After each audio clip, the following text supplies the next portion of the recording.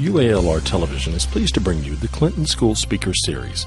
Throughout the year, the Clinton School of Public Service hosts national and international leaders and public figures. Here's tonight's speaker.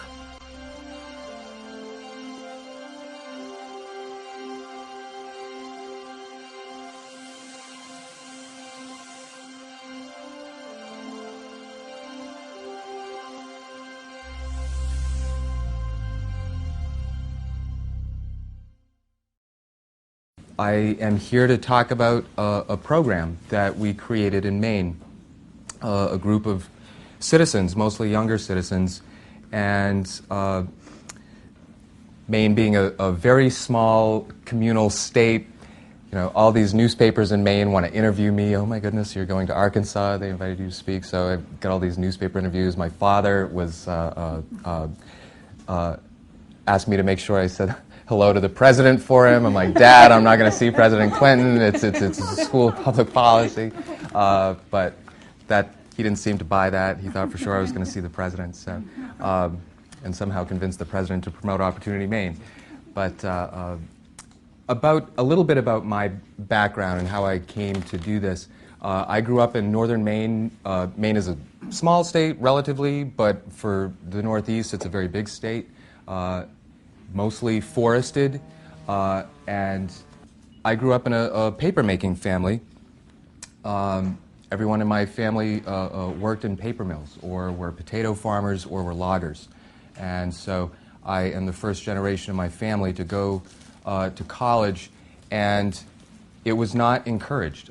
It was not even looked kindly upon. My parents felt it was a luxury that our family had never indulged in before. And you know, there was a general attitude, why would you do that?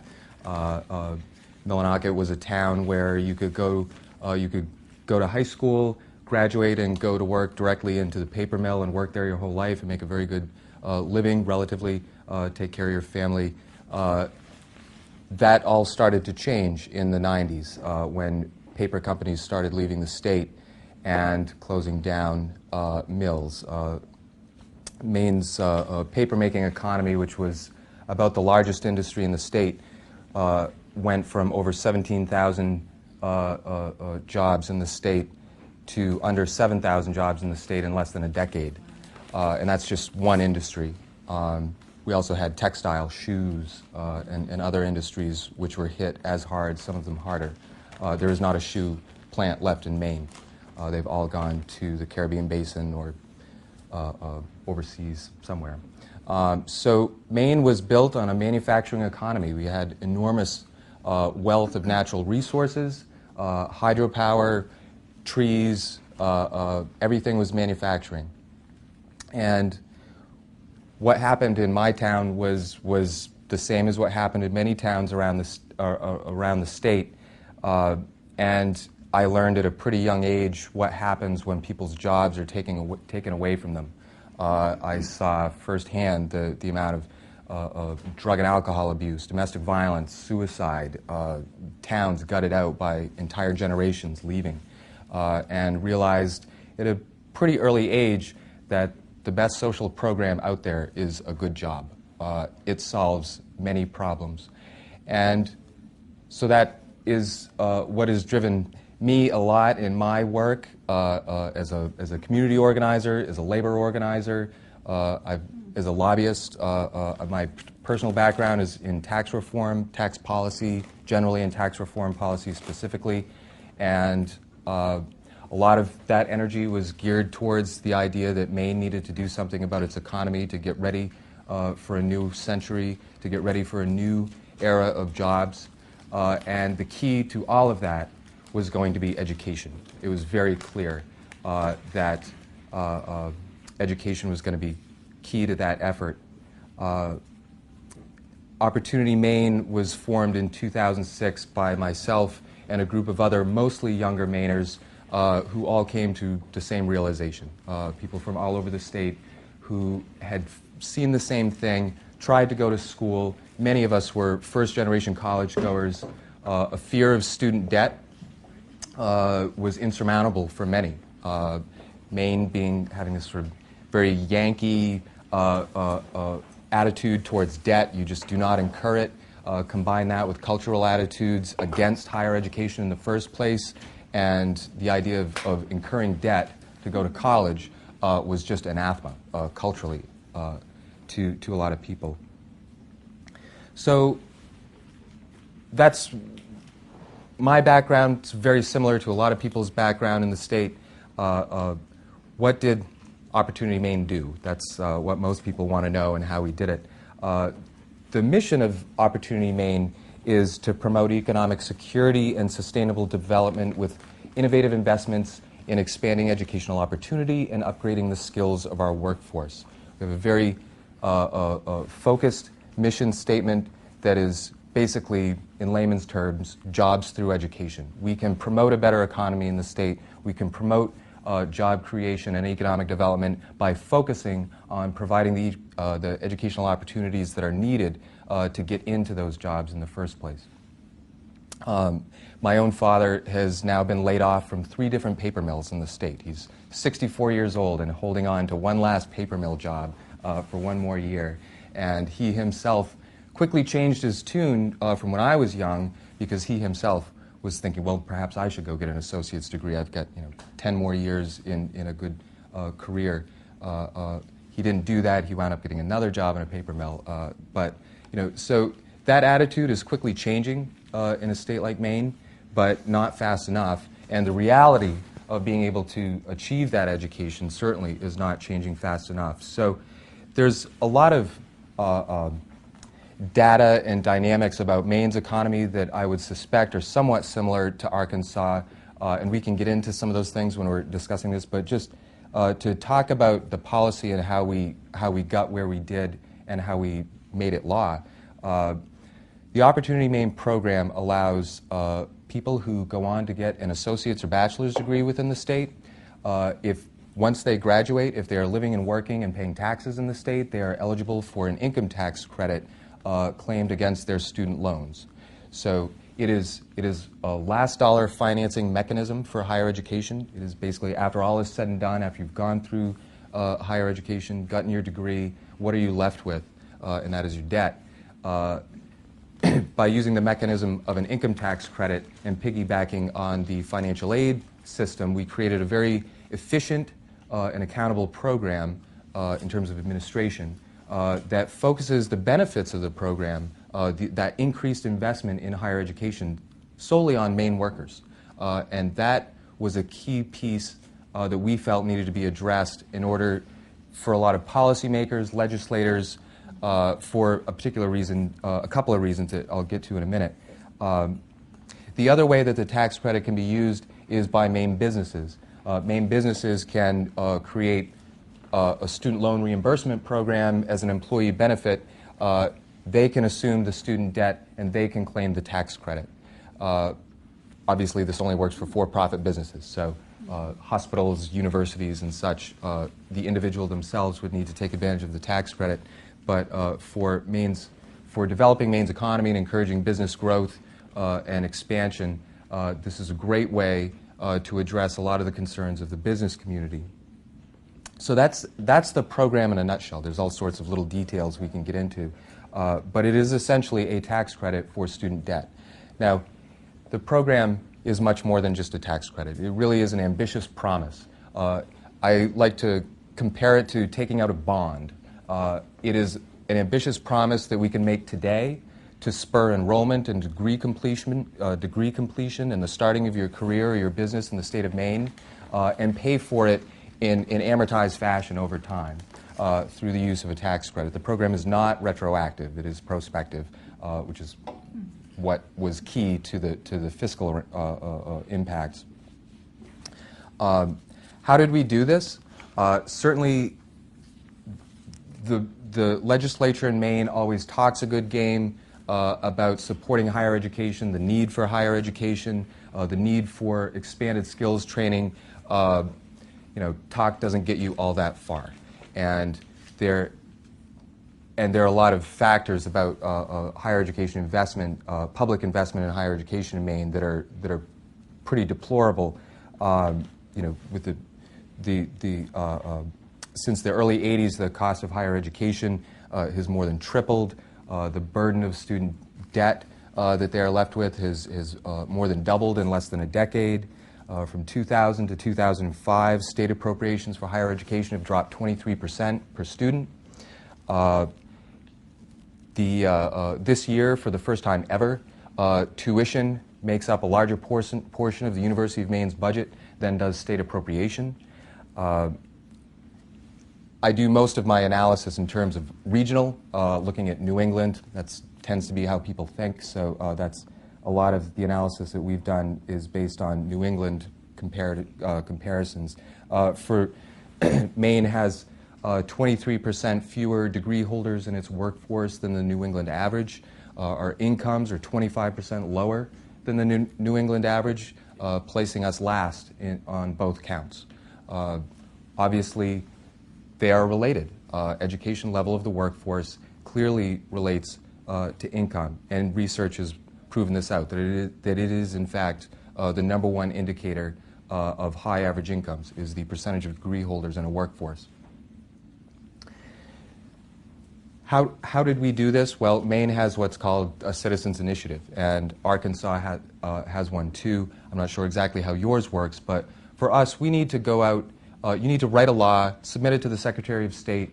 The Secretary of State says, yes, this is okay, and you need to go out and collect a number of signatures equivalent to 10% of the vote total in the previous gubernatorial election. So we needed to go out and get a little over 56,000 signatures.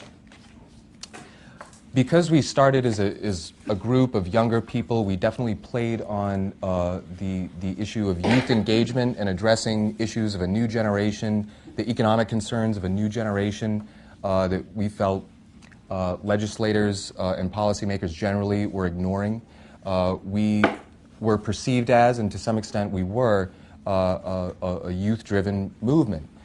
We recruited over 500 people in the state of Maine to go out and collect signatures. Not just students, but also labor union members, business people, parents, educators, low-income folks, low-income groups, really a broad cross-section. And we built a coalition out of these folks that we could really all stand up together. It wasn't often that the president of the State Chamber of Commerce and the president of the state AFL-CIO would stand up together and say, this is the best thing since sliced bread, we've got to do this for the sake of Maine's economy. So that carried an enormous amount of weight with legislators. They did not take us all that seriously, but that is why I went out and engaged in this coalition building effort to really bring unusual suspects to the table, unusual voices to stand up together and advocate for this, and it worked. We collected over 72,000 signatures in under 4 months, something that had never been done that fast in the state. We submitted it to the legislature, which basically forces legislative consideration. It becomes what is called an ID, an initiated document, as opposed to an LD, a legislative document. And it goes through committee process and gets a public hearing and work session and is voted on by the House and Senate. And what always happens with citizens' initiatives is that they are just voted down and sent out to the people to vote on. What we decided that we could perhaps try and do is get the legislature to pass it outright. And so we engaged in a very multifaceted, fairly savvy communications, inside, outside, organizing campaign, really bringing pressure to bear on the legislature. When you engage that many people out in the communities, you build a big base. And we felt we should take advantage of that base and really drive the legislature to action. And despite many protestations at the outset and great skepticism, we wound up getting the Maine House of Representatives to pass this into law unanimously.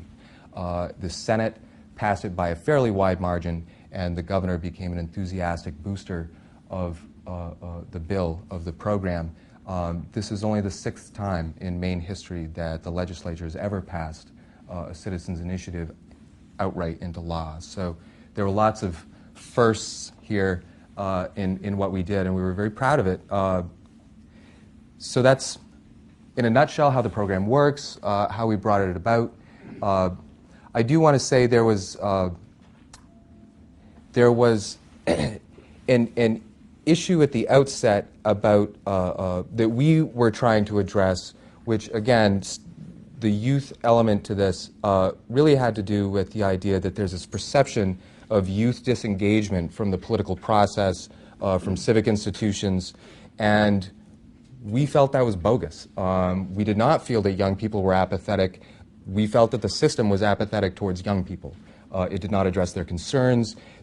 I think young people living in a media-saturated culture are highly aware of fake arguments, plasticity of politicians. So yes, there is a certain element of not trusting the system. But what we felt was that this was an experiment. We felt that if we could use the citizens' initiative process as a tool of civic engagement, that combining that with the right issue, both the right policy framed and communicated well, that we could engage young people in a way that they had never been engaged before. And again, it worked. Young people were very involved in this, as were many others. Lots of chambers of commerce, lots of labor unions. I went around the state doing presentations for town councils and getting them to pass resolutions of support. Again, that was very powerful in the legislature to have done that. So I just wanted to highlight that fact as well, as there was sort of a political science experiment side of this in terms of youth civic engagement and exactly what does it take to really rally young people to get engaged in a particular issue, to learn the nuances of economic and tax policy, and then to go out and stand on street corners and approach people you don't know and talk to them about an issue and ask them for their street address, which is, as I'm sure anybody in this room would think, is not an easy thing to do. Some of the details about, I mentioned earlier the idea of legislators kind of always talking a good game about higher education and then never really delivering. I think a key reason for that, in my experience, is that most higher education investments are made at the state level, not at the federal level. And for a small, relatively small, and rural state like Maine, there is a perception that adequate funding of higher education ends up developing another state's economy. When those young people graduate and then leave for Boston or New York or Arizona or wherever they go, Maine has just about the highest youth out-migration rate in the nation. And so, from an economic development perspective, legislators don't see a return on that investment in a way that they perhaps do with tax breaks for corporations who might build a plant in the state. So I think that reason alone is perhaps the biggest key to overcoming for getting states to invest more in higher education. It also influenced, perhaps more than any other reason, the way we constructed the program, because we were trying to address that concern specifically. The idea that you can lower tuition rates, but then what's going to happen when they graduate? They're still going to leave.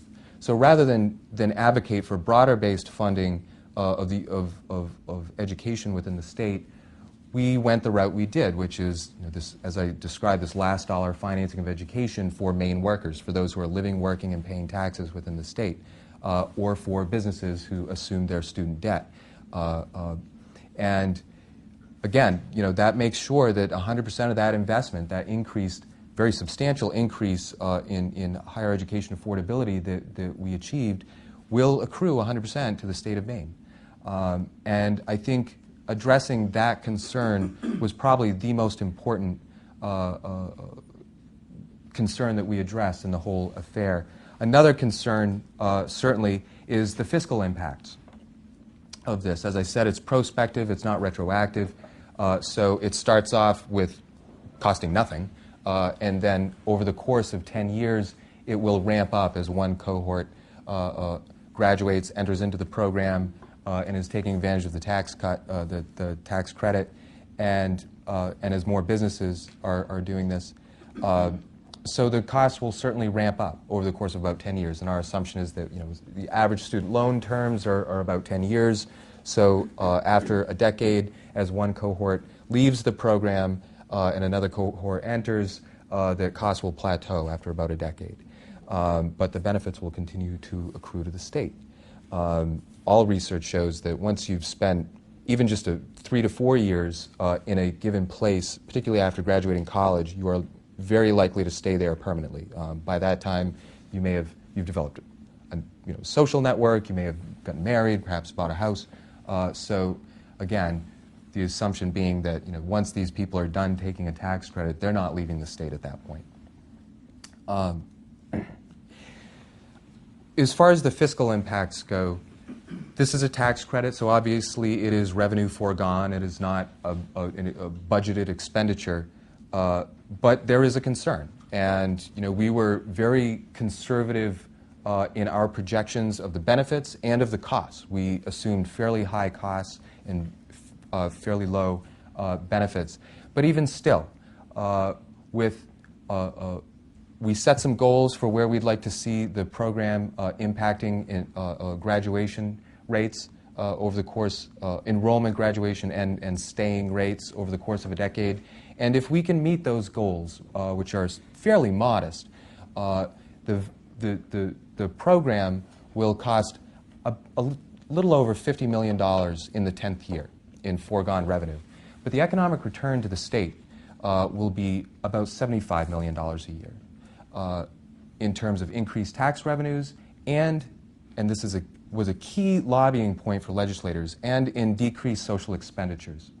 We had the good fortune in Maine of having an economist there who has become very highly respected nationally. He spent last summer as a visiting scholar at the Federal Reserve, their Public Policy Center, doing research on the fiscal impacts of higher education investment. And he quantified to the dollar state averages of savings in Medicare, incarcerations, unemployment insurance, workers' compensation, welfare benefits, a whole host of public expenditures. He quantified to the dollar the value to a state of adding just one more degree holder to your workforce.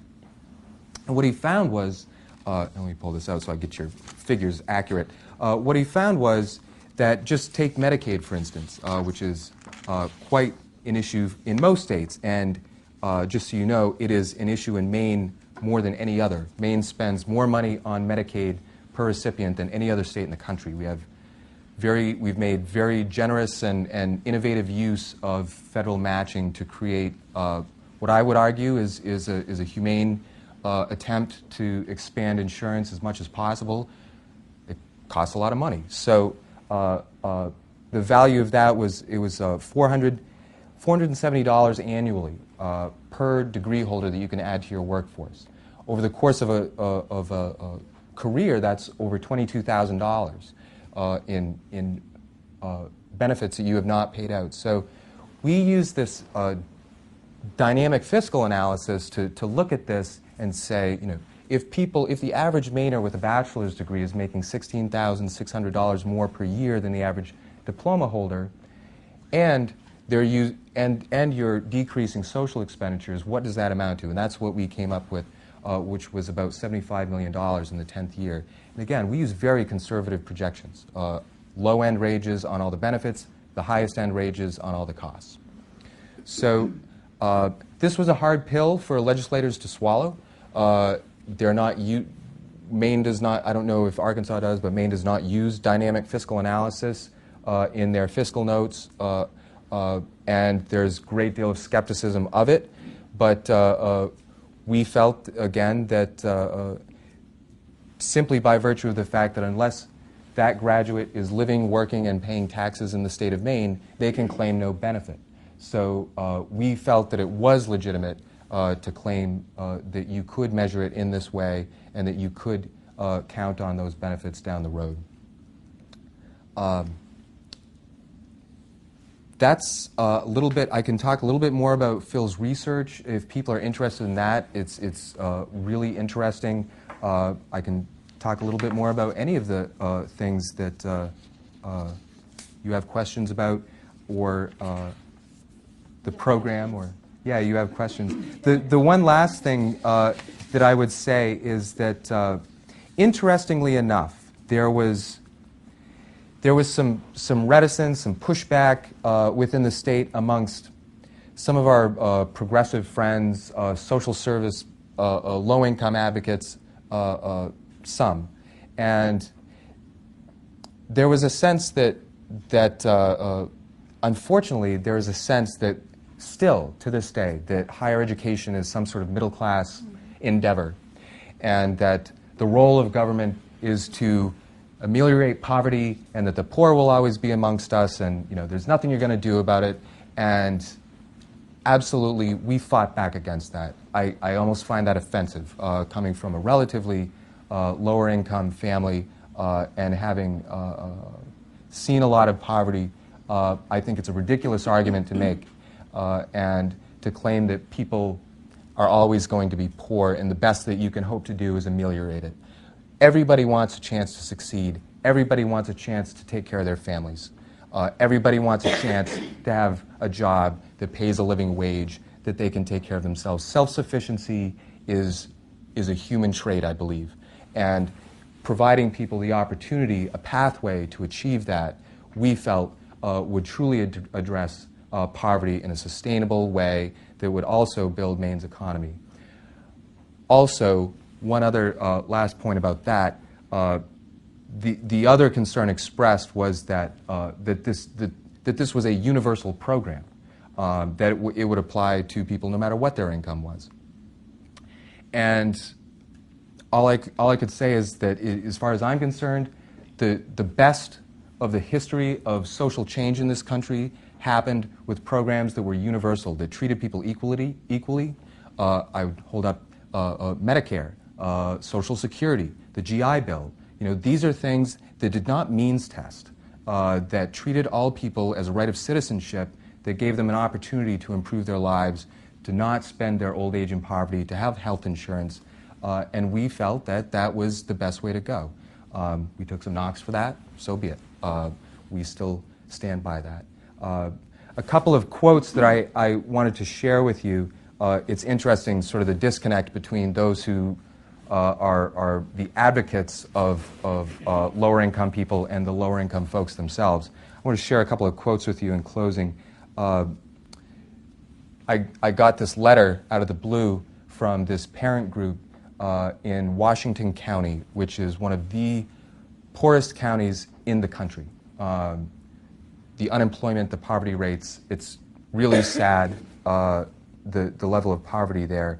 And in this letter, these folks said, among the many fears expressed by low-income parents about the possibility of college for their children are an overwhelming debt burden that they or their children might incur, and, quote, my child will leave Maine right after graduation.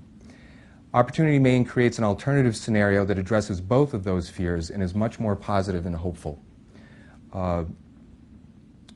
Another quote I want to share with you was from a guy I knew, he was my dad's age. He worked at another paper mill in Old Town, Maine, which also was shut down. He'd worked there 26 years. And I was talking to him about the program and about the workers at the mill and providing opportunities for them to get back into perhaps community college, get an associate's degree and get back into a different trade. And this is what he said. The Opportunity Maine initiative will open doors and give some hope for laid-off workers and their families, but it's my daughter. My daughter is headed for college soon, so this would take a huge burden off my mind. This is exactly what Maine needs to build newer and better jobs throughout the state, both for my generation and the next.